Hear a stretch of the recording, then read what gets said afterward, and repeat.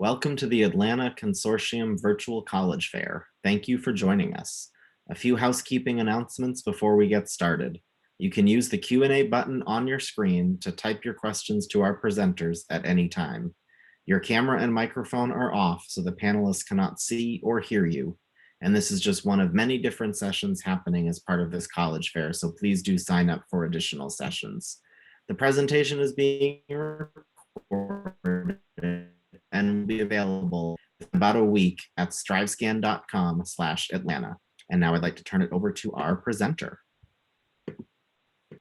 Great, thank you very much, Matt. Let me go ahead and share my screen.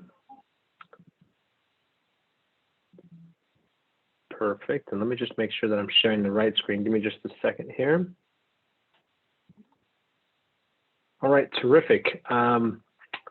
Good evening, everyone. My name is Will Segura, and I work at Emory University in Atlanta, Georgia. I am Associate Dean of Admission, and this is my 10th year in the Office of Undergraduate Admission at Emory University. A little bit about me just before we get started. I chair our Southeast Committee at Emory University. That means that I oversee all the applications for the Southeast amongst my team that I oversee in that process. And we work together to bring the best applicants we can to Emory. I'm also our liaison to our athletics department at Emory. So if you have questions about athletics, I look forward to engaging in those conversations. And I lead our Atlanta community engagement efforts in terms of how we engage the city of Atlanta with Emory. I'm also an alumni of Emory University's Segura Business School. And I'm a father of two and a husband. And on the note of kids, it is 7 o'clock here in Atlanta, and it is bath time for both my kids. So I do apologize in advance. You're going to hear kids in the background. They're both under the age of 3. I appreciate your patience. Having said that, that's a little bit about me. It's just me tonight from Emory, and so I'm happy to address questions, but I will say I'm looking at 3 screens here today. I've got the screen where the camera is, the screen where the presentation is, and then the screen where your chat is over here on my right. I will not have the ability to actively be managing the chat as best as I'd like, and so if you're able to, I'd ask that you just hang tight on the questions, and I'll leave about 15 minutes to talk about Q&A. It'll make the process easier, and you can just refrain from putting questions in the Q&A unless they're absolutely urgent, because I won't be able to get to them as quickly as I'd like. So that's just a little bit of context. Outside of that, I really just want to start by welcoming you to the conversation about Emory. Just excited to have you here and really learn more about the university and have some good discussion. So let's go ahead and just jump in. I'll be working through the PowerPoints and having some good conversation. The intention is that we'll be done, like I said, around 7:30, and then this program will automatically close down at around 7:45. And so we want to leave about 15 minutes for Q&A. And again, you can engage those in the chat. And I believe I heard Matt say that you're not able to, you'll be muted, and so I don't think you'll be able to speak over the mic, but if you can, then do that. If not, then we'll take the questions over the chat at the end. And I hear my son crying. I'm sorry again, that is the situation that we're in. Okay. So what are we going to talk about today? We're going to talk a little bit about the educational pathways at Emory University. So, kind of how that pathway will look like when you arrive at Emory, right? We'll talk a little bit about the academic life at the university. We'll talk about Atlanta, right? We'll talk about our community at Emory, and then we'll round it up by talking about our admission process and financial aid. So that's just kind of high level what we're going to engage with today. I'll try to keep us at a good pace, again, with the intention of making sure that we're doing with enough time for Q&A. And I see we have over 123 people kind of signed up in here right now, so that's very exciting, and just I love seeing those numbers jump up, so that's fantastic. Okay, so just very, very high level stuff. Emory, if you didn't know, is located in Atlanta, Georgia. We are a liberal arts college, right? We also have a really, really strong research arm, and we're a research institution as well, and we'll talk more about what that means in a little bit.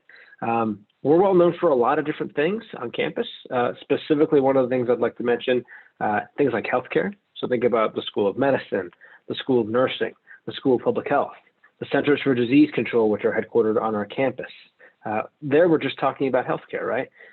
Then we have our business school, the Segura Business School, our law school, our School of Theology, and then really robust programs and things like humanities as well. And so you're really going to find a little bit of everything at Emory, in addition to healthcare, business, and other professional programs and things like that. So I'll take that opportunity to just pause, right? Let's make sure that there's nothing crazy going on in the chat. And let's go ahead and go to the next slide. So I want to talk to you a little bit about the educational pathways. And so what I mean by that is once you arrive at Emory, what is that going to look like in terms of your track at Emory? How are you going to navigate this process? And the first thing you should know is that there's two entry points into Emory University. The first one is Emory College, which you see here on the screen in blue. Okay, on the top it says Emory College in that little blue area, and then below it says Oxford College in yellow. Emory College is our campus in Atlanta. All right, so it's located in Atlanta, Georgia. We have approximately around 5,700 undergraduate students on that campus, and roughly around 1,400 incoming first-year students every single year. In terms of class sizes, if you're thinking about what that experience is going to be like in the classroom, it's about 25 students on average in the classroom.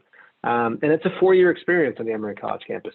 And so by that, I mean that your first year is your first year, your freshman year or first year, and then you're going to have your senior year. So it's 4 years. And the reason I articulate it like that is because we also have our Oxford College campus, which you see here on the bottom of the screen in gold. The Oxford College campus is located in Covington, Georgia.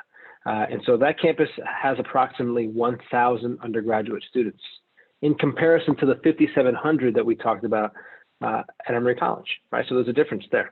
There's also 550 first-year students at Oxford in comparison to 1,400 first-year students at Emory College.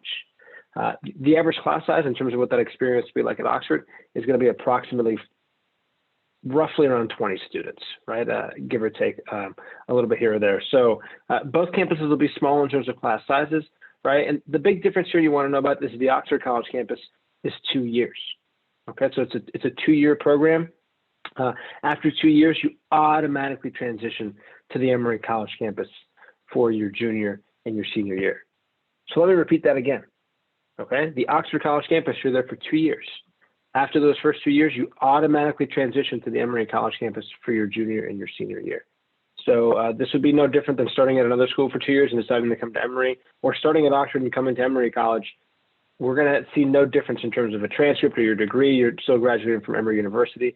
The reason that we offer this opportunity is thinking about the experience that you're looking for.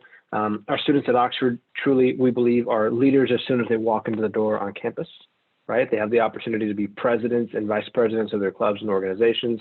It is a bit more of an intimate community, right? And it's kind of tucked away out in Covington, Georgia, where the Emory College campus is more or less in the city of Atlanta, right? It's in Druid Hills. It's not downtown, but it is much more, it's much closer to the city of Atlanta. And so there's just some distinct differences there. When we're talking about the two campuses, we always like to say that they're academically equivalent, but environmentally distinct. And so by that, I mean, you're going to get the same type of academic exposure, same type of rigor, majors, classes, degree, but it's just a question of what kind of fit, what kind of experience you're looking for in terms of the campus. And so we've got those two campuses, right? And then in addition to that, after your second year at Emory, whether it's at Emory or Oxford, everyone is going to have to make a decision.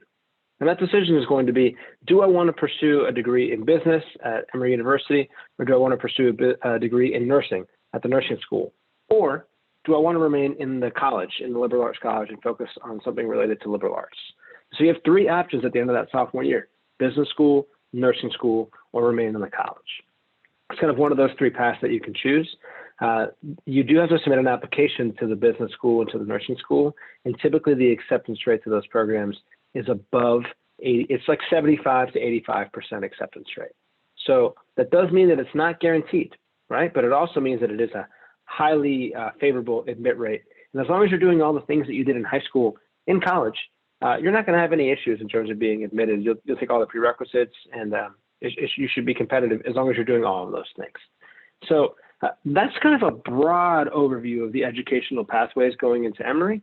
Again, Emory College, Oxford College, the business school, the nursing school, and remaining in the college. Just a quick idea here. What does it mean to remain in the college?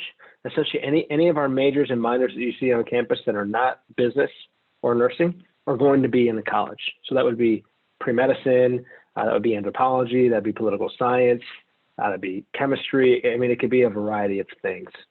And just for context, we offer over 70 academic majors and over 60 academic minors in things like neuroscience, human health, and a variety of other pre-professional opportunities as well. I'm going to pause there for a second. I did see some activity in the chat. I know I promised I would wait, but I just want to take a quick peek and see if I can answer these questions. I see a question here. Remember, I've got 3 screens here. Can a student at Oxford earn an associate's degree? Yes, you can. You will earn an associate's degree, and then you'll go on to Emory College and finish out and receive your bachelor's degree once you graduate. Can you apply to Emory or Oxford? Yes, you can apply to both, Emory, Oxford, or both, and then we will offer you admission decision to both. Do you have any advice on getting off the waitlist at Emory College over another top choice? Let us know that you're interested. Fill out the waitlist form if you've been waitlisted, and we'll be revisiting that waitlist information in May. Make sure you send updated grades, transcripts, things like that, because that will be important to us. What's the main difference, if any, in the student body between Emory and Oxford? The size. Okay, so Emory's got 1,400 or so incoming students. Oxford has about 550 incoming students. Emory College has 5,700 undergraduates. Oxford has about 1,000, right? And so the size is going to be different, but from an academic standpoint, you're not really going to see any differences at all. The questions are getting a little intense here, but we're going to run out of time, so I'm going to come back to these later. So keep them coming when you're ready, but just so you know, I won't be addressing them right now. I'll wait until the end if I can, but I wanted to just knock out a couple here for you all because I see you're getting excited. All right, so I love it. Let's keep going. And so let's transition this conversation and talk a little bit about academic life. I give you a quick preview and talked about the about the majors and minors. And I want to start the conversation about academic life talking about general education requirements, right? So by that, I mean, when you arrive on campus, what is it going to look like in terms of the classes that you must take? And so we have what we call GERs, or general education requirements. And there's typically 10 areas you have to fulfill before you graduate. I won't go through all 10, but I will give you kind of a general overview. Things like a writing seminar class, right? Typically be pretty small. We'll have a math and quantitative reasoning class, and a science class, and a history class, and a humanities class, and a health class, and truly much more. But it gives you a broad idea of some of the things you'll have to fulfill when you come to Emory. And if you want more details on specifics, you can just Google or Bing, whatever your search engine of choice is, Emory GERs, and it'll give you a quick understanding of what that looks like. As I referenced, in addition to the GERs, we also have a variety of majors and minors. And so 70 plus majors, 60 plus minors, and over 50% of our students will end up double majoring at some point in time when they're on our campus. And so it's quite popular. And when you get an opportunity to come back to campus and we're in person, right, and you'll have an opportunity to engage, you'll see when you talk to our students that they're always really referencing the variety of majors and minors that they're interested in pursuing and the way that they're actively navigating that Emory trajectory, right? They're exploring all the academic disciplines, which is something that we absolutely love. And so as we kind of talk about the academic life, I do want to take some time to talk a little bit about research. Lots of our students will actively talk about the desire to engage in some type of research at Emory. And I think that's important, right? And so let me kind of jump in and give you a quick overview of what that looks like. And to do that, I find that the best way to do is to explain it, to give you an example of some of our faculty, right, and what the faculty do on our campus. And what comes to mind is typically one of our professors, and his name is Dr. Barry Brosi. And Dr. Brosi is actually a leading research expert in the study of bees, and he works in our Department of Environmental Science. And we had a chance a couple of years back to go meet with him and just listen to him and really let him talk to us about his enthusiasm for bees. I mean, it was truly incredible. And so his work is really focused on understanding the causes and implications on the decline of bees. And so it's very specific and what that means in our ecosystem and our production of food and understanding why they're in decline specifically, right? And so he's just one of many examples on campus where we're really focused on environmental sustainability. We're focused on all these kinds of different initiatives that are important to us at Emory. And you'll hear us talk about sustainability regularly, right? But that's just one example of that. And so one of the things that we really enjoyed in terms of research that Dr. Brosi shared with us is that he loves always getting the opportunity to bring in undergraduate students into his lab, right, and work with him while he's conducting research and really give them the opportunity to engage. And he's actually known for allowing undergrads, along with many of our faculty, to let them co-author on publications that he's working on in his lab. And so just imagine yourself being a first year, second year, third year student at Emory and saying, I had an opportunity to co-author with a faculty member at Emory on this incredible research opportunity. Imagine the exposure, the opportunities, the awareness, the intellect, and just that excitement that goes into that process.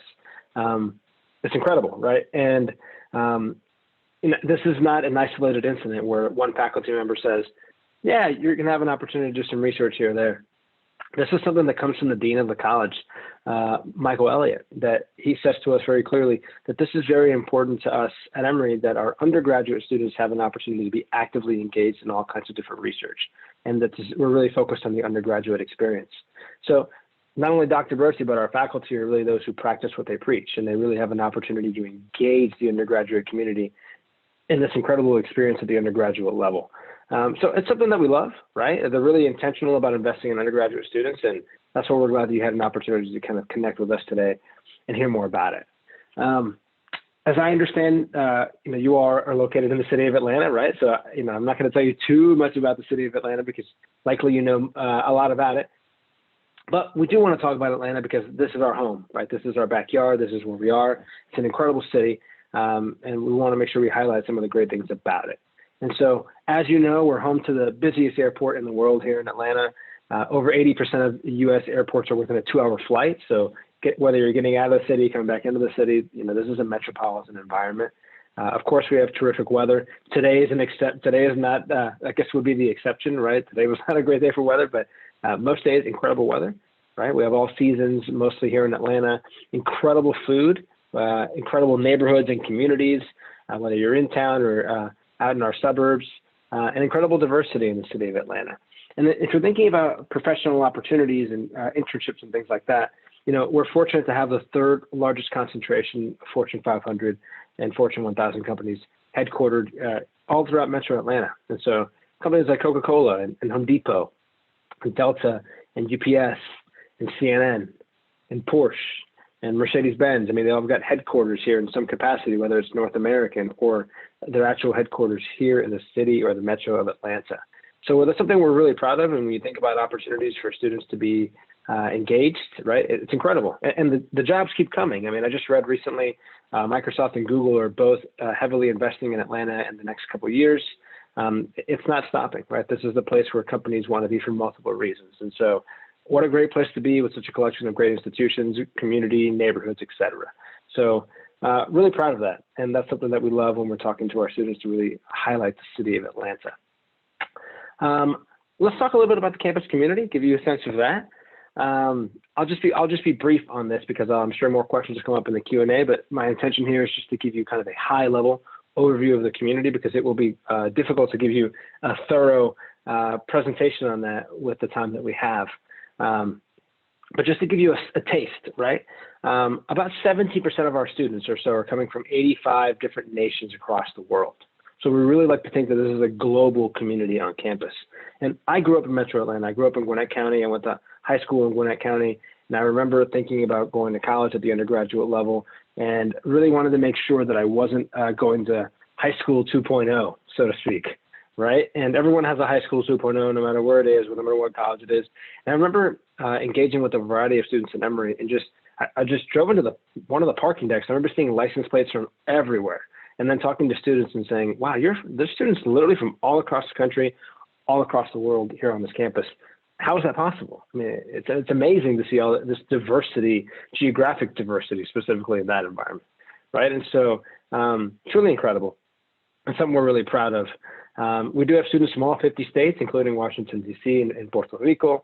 And then, we have over 85 different primary languages spoken on our campus. And so if you're walking through our campus, you can just hear the different languages being spoken, which is something that we're really, really proud of.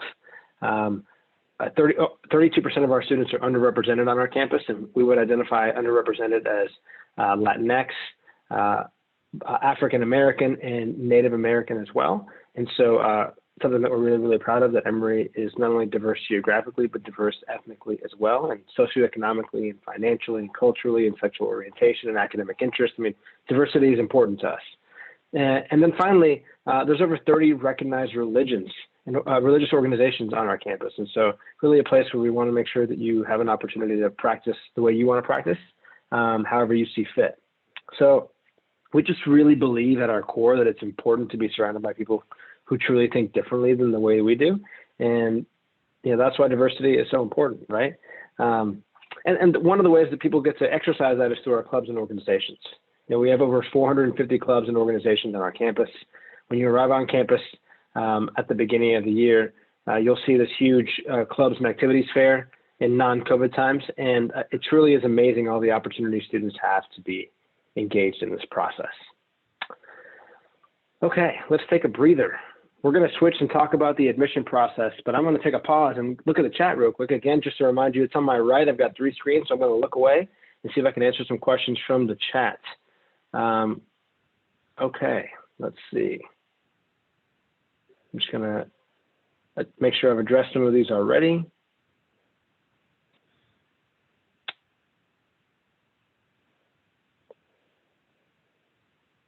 All right, Morgan wants to know what's Emory's retention rate. It's over 90%. And just to be clear, what we're talking about here is students going from first year to second year. Okay, how many students retained from first year to second year? Let's see. Jordan wants to know, what do we need to apply to Emory or Oxford? Jordan, I'd just like a little more specificity, but I think what you mean by that question is what's required. And we're looking for transcripts, test scores, letters of recommendations, extracurricular activities, a full application are kind of the basic things that we would need, and both are going to be applicable to Emory and Oxford. We're not asking for different materials for different campus, but all the materials that we do ask for can be found at applied.emory.edu. Okay, let's see. Jared wants to know, is it possible to transfer from a 2-year college to Emory? Yes, absolutely. No problem if you'd like to transfer. Okay. Let's see. Kutav wants to know, can you have a minor in Emory College and have a major in the business college? If so, how do I apply, or am I undecided? Can I have a minor in Emory College and a major in the business school? Yes, you can major in business and minor in something else. You can't do it the other way around. You can't major in something and minor in business. You would have to major in business and minor in something else. And in terms of what you put on your application, you can be undecided. You can also certainly just say that you want to pursue business. It's totally up to you. We fully recognize that those things are going to change. Okay. That says, Rohit wants to know, if I apply to Emory, but I get into Oxford, will I have to go to Oxford? Let me read that again. If I apply ED to Emory, but I get into Oxford, will I have to go to Oxford? Well, if you apply early decision to Emory College, okay, let's just be very specific. If you apply early decision to Emory College, then you're saying, you're admitted, you're saying you're going to attend Emory College. If you apply early decision to Oxford College and you're admitted, then you're saying you're going to attend Oxford College. If you apply early decision to both, then you're saying that you are going to, you're admitted to both, then you're going to have a choice to make. Am I going to want to attend one or the other? That's how that works. But if you apply early decision to whatever college you apply to, you're saying I'm attending, right? And so I think the lesson there is, unless you're absolutely positive, don't apply early decision unless you know exactly this is where you want to be. And that would go for any school, not just Emory. Okay, let's keep going with these questions. And again, questions to my right, my third screen over here, so that's why I'm looking over to the right. Jordan wants to know if we have engineering majors. Yes, we have an engineering sciences major, and then we have a dual degree program with our neighbors at Georgia Tech for those who want to do a dual degree program with them as well. Okay. Jason wants to know how prominent Greek life is. About a third of our students are involved in the Greek life. And so Emory is one of those places that has Greek life, but I wouldn't say that we're a traditional Southern school. So if you're thinking of like Southern Greek life, it's not that same picture that you're thinking about. A very active Greek life, but it is different, right? But in a very good way. And so it's one of these institutions where you can be involved in Greek life, but certainly you can be involved in a variety of things and still be in Greek life or not be in Greek life. So I think it's quite inclusive, and students love it. Okay, good question on that. Let's see. Lucas wants to know, are there any men's volleyball programs? We have a club team for men's volleyball, but we don't have an NCAA team for men's volleyball. Rohit wants to know, if you graduate from Emory, does it help you get into the medical school? The Emory Medical School will tell you that there's no correlation between the two, but I will say that, of course, they know where you have your undergraduate education from, they know the prerequisites, and that's certainly not a bad thing. But officially, they would not say that there is a direct correlation there. We want you to apply to all kinds of medical schools, including Emory, right? And we'd love you to be there, but for me to say that it was a guarantee or anything like that would not be accurate. So certainly consider other med schools and consider Emory as well. Does Emory facilitate internships to help students find major things in their major off campus.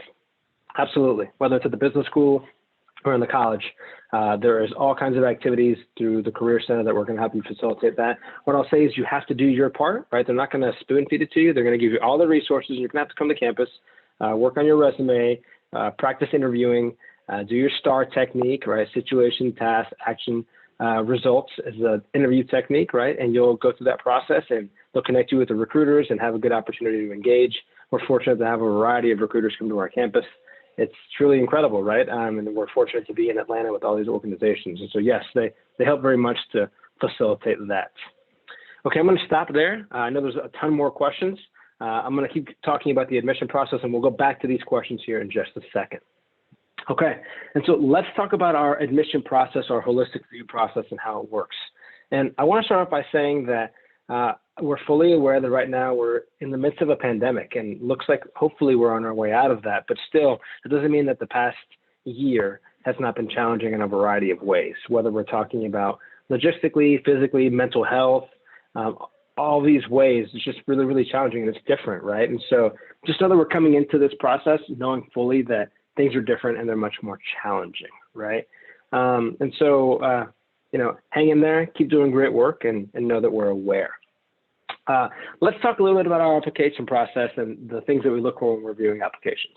There's 6 things, and they're all on the screen right now, so you get a chance to kind of look at them and understand what's important to us in this process. The first thing I'd say is important to us is going to be your academic curriculum. I mean, we look at this incredibly closely. By that, I mean, what's offered at your school, right? What have you taken in that context? And so what's offered at Grady High School is different in Atlanta, is different than what's offered at Northview High School, different than what's offered at Paideia over on Ponce, or what's offered at Galloway, or what's offered at North Atlanta, or what's offered, at Drew Charter. I mean, it's all very different, right? Or Johns Creek High School. I mean, it's all incredibly different. And so whether we're talking APS, whether we're talking schools out in Cobb County or Gwinnett, they're all slightly different. And so you need to know that we want to make sure that you're challenging yourself in the context of your high school, okay? And finding out what those rigorous classes are, whether they're advanced placement, IB, which is the International Baccalaureate curriculum, or dual enrollment, and then making sure you're maximizing that curriculum as best you can in the areas that you have the highest level of academic interest in, okay? And so if you tell us that you have a strong interest in business, we're going to want to see a quantitative curriculum at the highest level that you can at your school. If you tell us that you're interested in the natural sciences, we're going to want to see a science-related curriculum with things like chemistry and biology and physics, right, to make sure that you're prepared to thrive on our campus in those areas when you arrive. So the curriculum is important. We're not measuring how many APs you're taking, right? We're looking at it in context, because maybe you arrived at your school in sophomore year and you weren't able to take all of the AP classes or whatever the measure is at your school.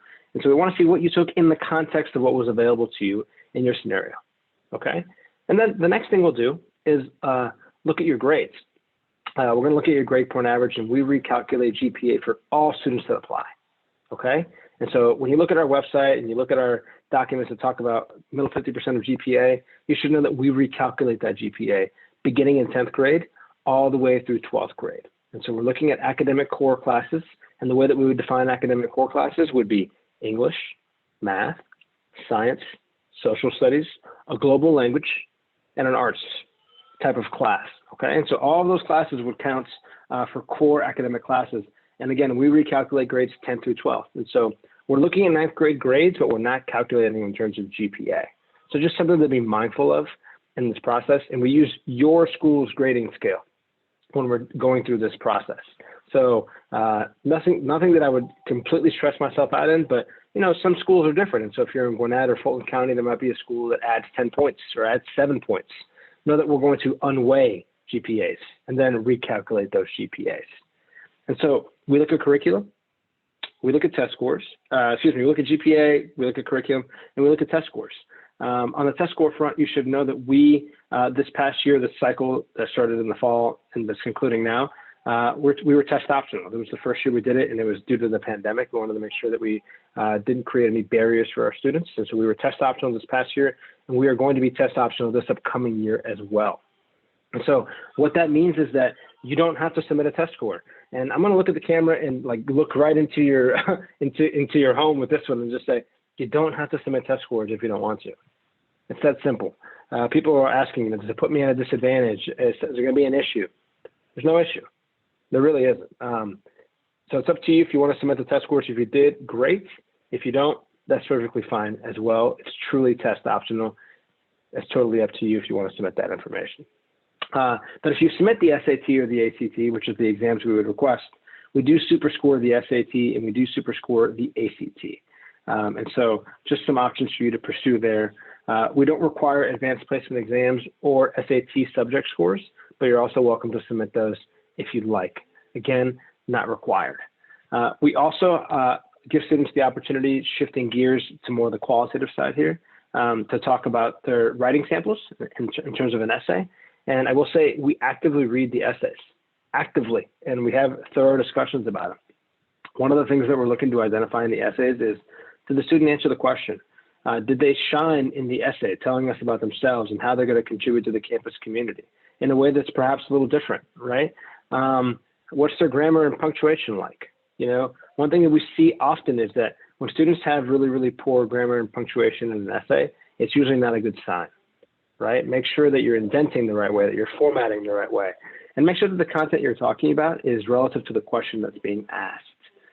So those things are important, and make sure that you give that some thought when you're going through the essay. We really, really, really, really want to hear your voice in this process, and this is one of the ways that we get a chance to do it. So don't be afraid to tell us about something that you feel comfortable sharing. You know, we definitely want to hear your narrative however you see fit. We also look at things like your extracurricular activities, and we actively understand that during COVID, it's a different environment, right? So things look a little bit different, especially with all this transition of in-person, over Zoom, et cetera. And so we want to see you be engaged in the areas that you're interested in academically. And so again, if you're interested in things like business, going with the business example, we want to make sure that you are actively pursuing business-related engagements, whether that's business clubs at school, entrepreneur activities, or showing just curiosity in business, whatever that may look like. Same would apply for the sciences. And so if you have an interest in the natural sciences, doing independent research, being engaged in the sciences, however you can fix that in right now, do that. And of course, we understand that it's not going to be the same as it was when before COVID, when you could go do an internship or go shadow a doctor. It's just going to be different, right? And we fully understand that, and our expectations have been adjusted, right? So no stress for you there.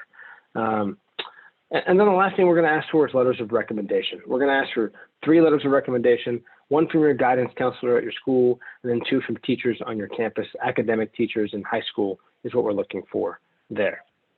Okay, so that's kind of what's important in this process when we're looking at the application process. I'm going to just, in the 7:32, we have until 7:45. I'm going to take a quick pause and look over at the questions. We have a healthy amount of them. Let me get back to them and see what I can do and help with these questions. Okay, so some of these questions have already been answered, so I'm going to keep going here.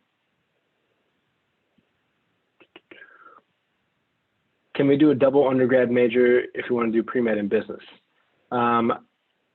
You have to major in business, and then you can take some pre-med classes as well, minor in business. Can you major in both? It's not that it's not possible. It will be a lot of work, but it certainly can be done. Okay. James wants to know, when it comes to extracurricular activities, do you look for quantity or quality? And he's put some parentheses, dedication or importance.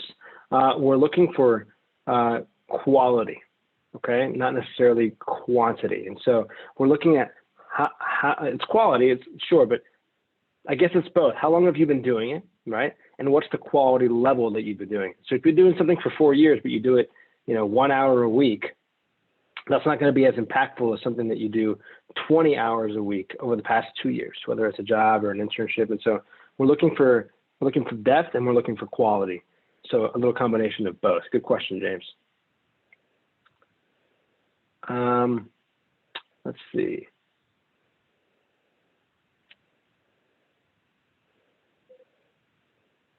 What are some activities that students tend to do on the weekends or on their free time?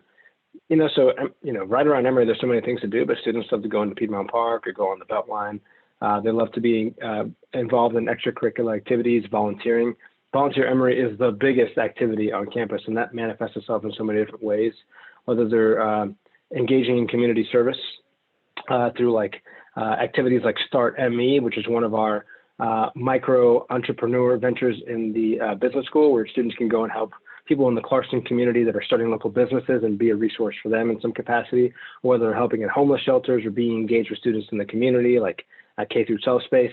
I mean, the sky's the limit, right? Or they're doing internships, or they're just going out and enjoying the city, right? And so it really spans the gamut there. All right, let's keep going. Harmony wants to know, are there any traditions that take place on campus? Yes, Harmony, many. We have Dooley, who is our unofficial mascot, and I'll let you look up Dooley, but Dooley is one of our traditions on campus. I won't spoil it there, but I'll let you look that up. So again, Dooley. And then we also have the Candlelight Crossover, which happens every single year during graduation, where alums get to cross over our Emory Alumni Bridge to and there's alums waiting on the other side for them when they cross over. That's a really beautiful tradition on campus. We also have Wonderful Wednesday, which happens every Wednesday on campus, which is essentially a break during the middle of the week for classes and kind of a social time for students to be engaged on campus. Those are just a few. I mean, of course, you've got concerts, music performances, athletics, all these other things as well. Okay, let's keep going on the questions. What's the most important part of the application is what Courtney wants to know. Courtney, it's not just one component, but I'd say if I had to drill it down to one thing, we want to make sure you're academically prepared. Okay, so you have to show us you have the academic ability, first and foremost. Okay, so the curriculum, the grades, right? All those things. I'm not saying that's the most important, but it is one of the most important pieces for sure. Kutov wants to know, when I apply, do I need to pick Emory College or Oxford College? Yes, you do. Emory, Oxford, or both. Okay. Let's see. Sydney wants to know how many dual enrollment courses are accepted. So we want to make sure first with dual enrollment that you are, these are classes that are happening in addition to your high school graduation requirements. And so that means that if your high school chemistry class is a dual enrollment class, and that also counts towards your graduation, right? It's taken in college, but it's counting toward high school graduation. That will not count as extra points at Emory. Okay, and so they have to be in addition to high school graduation requirements. And we max that out at a total of 12 credit hours. Okay, with dual enrollment, advanced placement, and IB. All right. Jordan wants to know if we have a health science major. We sure do. Good question, Jordan. Do we have a public health major? Yes, we have a school of public health. That's a question from Sarah. Good question. Let's see. Does Emory offer a computer science major? That's what Layla wants to know. We absolutely do. And the quickest way to find more information is by going to the computer science section of our website. Alexander wants to know, can we clarify the dual degree program at Georgia Tech? How does it work? Essentially, you do 3 years at Emory, 2 years at Georgia Tech. By the end of those 5 years, you'll have a bachelor's degree from Emory and a bachelor's degree from Georgia Tech. The program can be done in 5 years. It can be done in 6 years, but it's 2 bachelor's degrees. You apply to Emory, and then there's a transition program going from Emory to Georgia Tech. You're not applying to Georgia Tech at the beginning. You're applying to Emory first. You'll finish your time at Emory, then you go over to Georgia Tech. By the time that program is done, again, you have 2 bachelor's degrees. That's very high level, but that is a kind of broad answer to that question. Okay. All right, let's finish up the presentation here, and then we'll jump into the chat just once more. Let's take a quick moment and talk a little bit about the Emory Scholars Program. We talked about admissions a second ago, what we're looking for. The Emory Scholars Program is our merit-based scholarship program at Emory, where students have an opportunity to apply for merit-based scholarships at Emory. So the deadline for that is November 15th of your senior year. It is not, I repeat, it is not a separate application. It's part of the application process. It has to be submitted by the 15th of November, and the way that you opt into that program is by checking a box in the application and saying, yes, I'd like to be considered for the Emory Scholars Program. We typically release information on that in early spring. Sometime in February is when that information is being released, and the scholarships can vary anywhere from $10,000 all the way to the full cost of attendance, and they're renewable for all 4 years. So we strongly, strongly encourage you to consider the merit-based scholarship program if that's something that you're interested in. Again, the deadline is the 15th of November. And then for this past year, I just want to show you the application deadlines, and these dates remain pretty consistent. But there are 3 ways you can apply to Emory. We have early decision 1, we have early decision 2, and then we have regular decision. And our early decision 1 deadline, as you see here on the screen, is November 1st. Typically, you find out by December 15th. Then you have our early decision 2 deadline, which is January 1st, and you'll typically find out by February 15th. And finally, you have your regular decision deadline, which is also January 1st. You'll be notified by April 1st. And so the early decision 1 and early decision 2 applications are binding, and then the regular decision application is non-binding. And then, of course, in there you also see the Emory University Scholars Program deadline, which we just talked about a second ago. Okay, all this is available on our website, but again, I just wanted to give you a really, really brief overview of ways you can apply. Of course, you want to make sure we talk about financial aid. That's incredibly important to us. You should know that well over 50% of our students receive some type of financial aid on our campus and need-based financial aid on our campus. And over 20% of our students are eligible in this process as well. We give out over $200 million in financial aid last year, so it's incredibly important to us. And a way that you can understand how you'll look from a financial aid standpoint is by going to myintuition.org, which is an organization that we partner with that will help you give you a really, really good sense of what you can expect to receive from Emory from a need-based financial aid standpoint. Okay. We're not done yet because I know there's going to be more questions and I'm going to go through the chat. But if you do have questions, of course, I want to make sure that I address them. And this is my contact info if you want to reach out to me and ask questions after we're done today. So let's go to the chat again as we have about 4 minutes. And I know that Matt will jump in at 7:45. So let's try and use this time as wisely as we can. And I'll try to answer some more questions. A student wants to know, do we need to indicate pre-med track preference in my application? You do not. I mean, you certainly can, but you can also be undecided. So that's totally up to you. Not required to list your major. You can be undecided or you can list it out. Okay. Jennifer wants to know what our admit rate was this year. Well, Jennifer, I think it depends, right? You have to be more specific, but I would say, let me be more specific, I should say. Our admit rate, and let me get some stats for you here. Our admit rate overall was about 13% this year. Now we have 3 rounds of applications. Our admit rate in early decision 1 was about 35%. Our admit rate in early decision 2 was about 16%, and our regular decision admit rate was about 12%. Overall admit rate was about 13%. Okay. Good question. Let's see. Trying to get to some questions here that haven't been addressed yet.